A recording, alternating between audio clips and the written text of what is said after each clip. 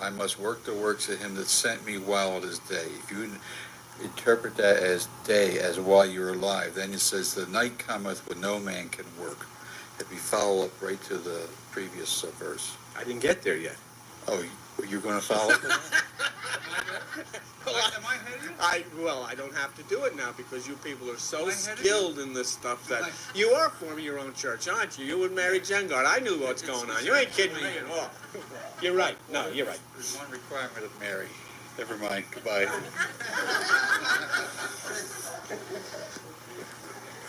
I don't know what that. Okay. Jesus turns around to answer here. Does he say, wait a minute, how can a man sin before he's born? He doesn't ask that question. He doesn't say it's impossible. He doesn't say it's nonsense. What does he say? Who are you? Jesus says, neither has this man sinned. Now just think for a minute. He's answering the question. And he's saying, no, this is not a karmic situation in this case.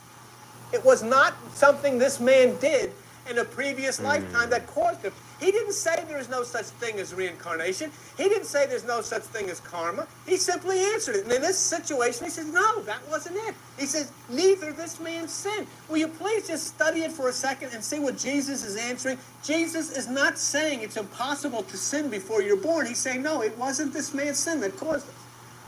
He's answering it agreeably that, yes, it could have been, but it wasn't this particular case. This man did not sin. Just the fact that he answered that question and said, no, it wasn't this man's sin, he was agreeing that it was possible to sin before you were born. Uh-huh? Yes. Well, I want to roll. I got 2 yeses. He acknowledges that this man could have sinned, but he says that was not what caused this. This is a mystical passage, and it deals with previous existences of sinning before birth. Okay. Now, Don went ahead and told you the great mystery that he unfolded here, and it was good, and he's absolutely right on. And I don't mean to make light of it because it's very important that you do see those things. And he did say, talking about that which is day, because no man can work when it's dark, which means that when you're dwelling in the carnal mind, you cannot do these works. You can't understand them. And that's where Don was coming from, and he was absolutely right. I want to go a little bit beyond that. Okay?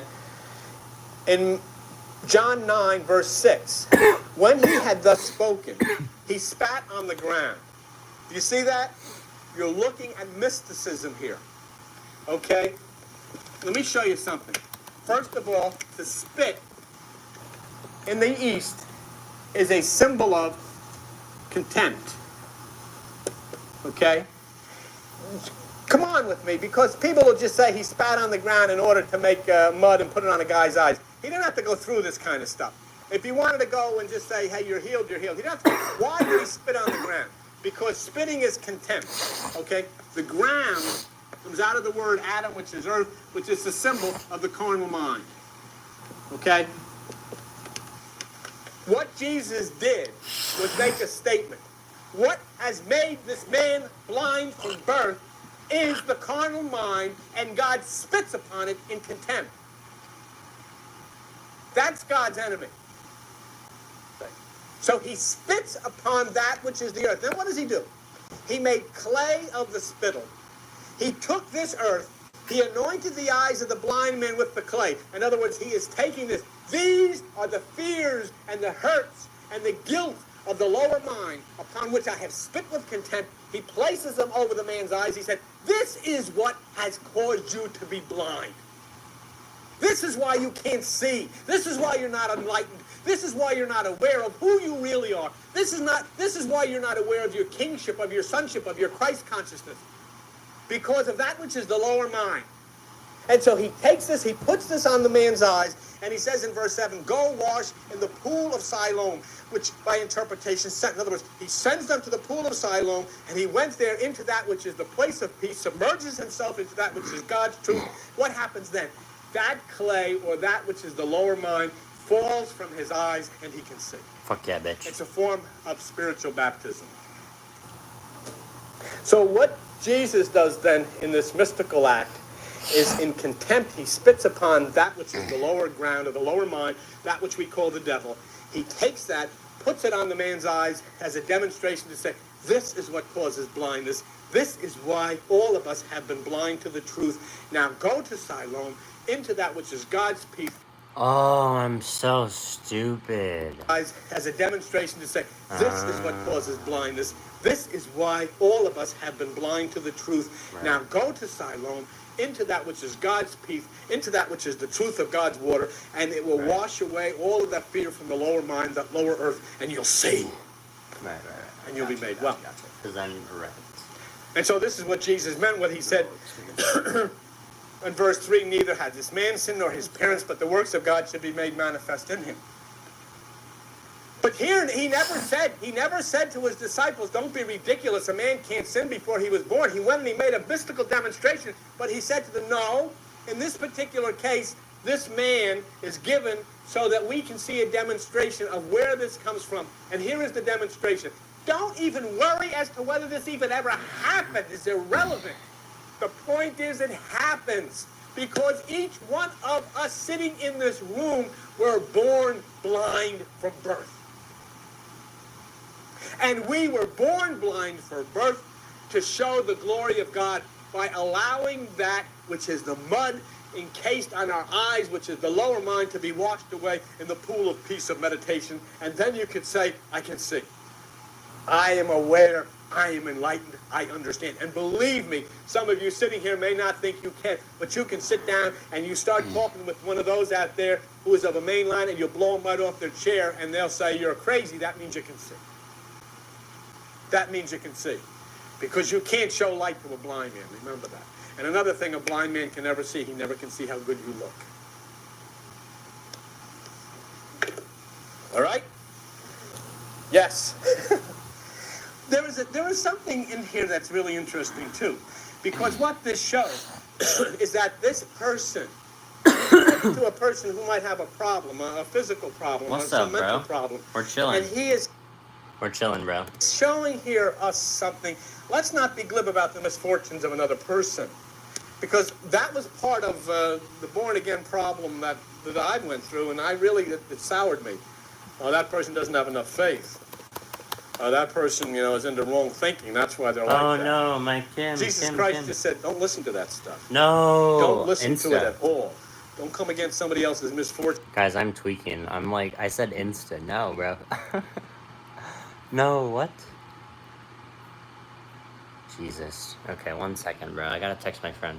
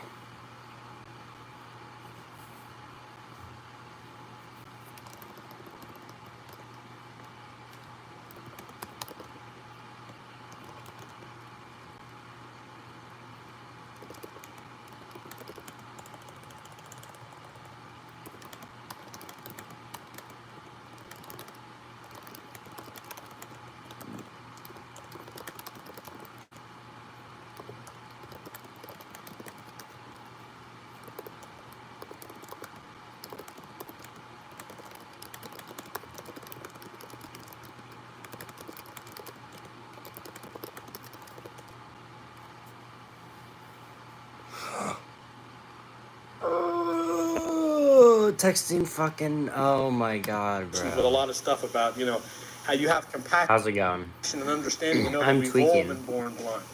This I'm doing like 30 things at once right now. may be a new step for that person to a much higher Okay, realm this that is we good know stuff. nothing about. This is good stuff. That's what happened here. This fellow was touched by Christ himself, set free, lifted up far above and beyond anything that anyone ever had experienced. And you don't have to take it in the physical realm, because so have you been. I don't think half the time that you really understand the things that you know. And I don't even know when I can tell you the things that I know that you can listen Wait, to. really? Third time. Hey, bro, you want to know something that'll blow your mind? Not really. I didn't go to sleep at all. For another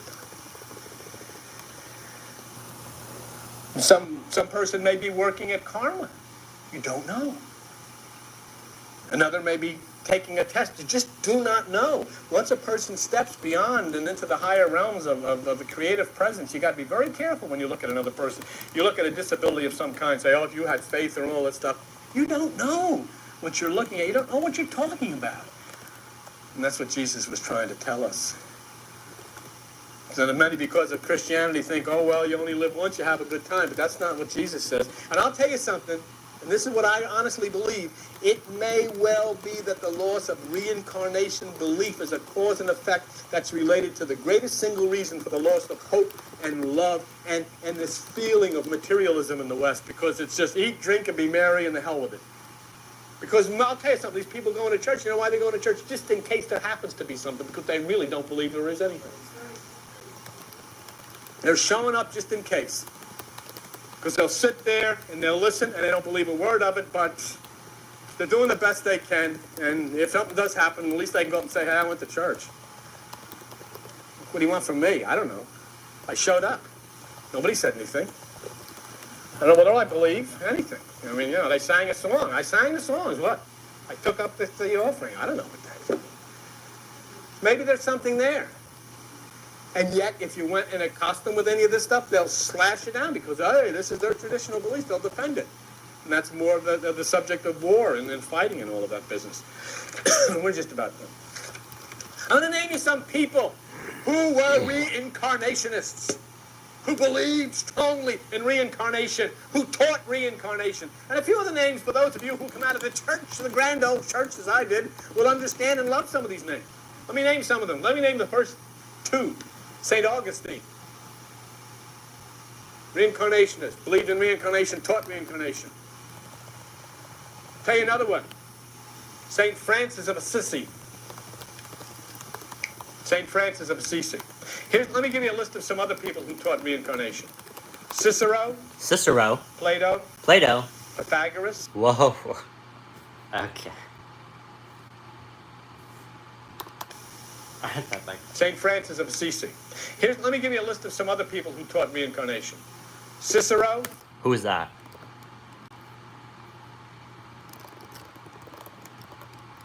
Cicero? Oh, Cicero.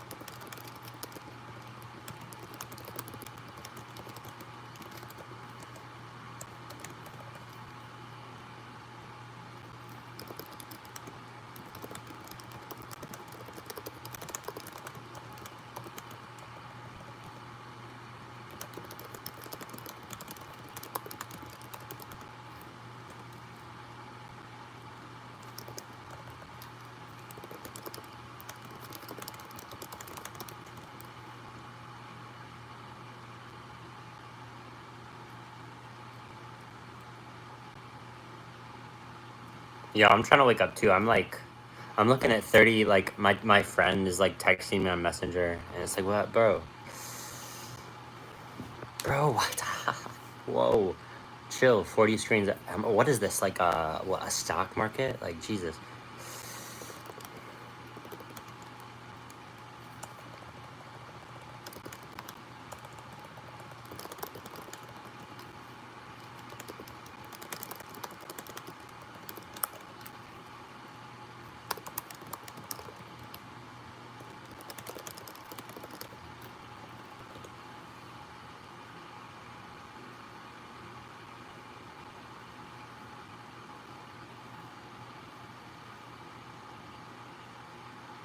I'm gonna restart this actually. Ooh.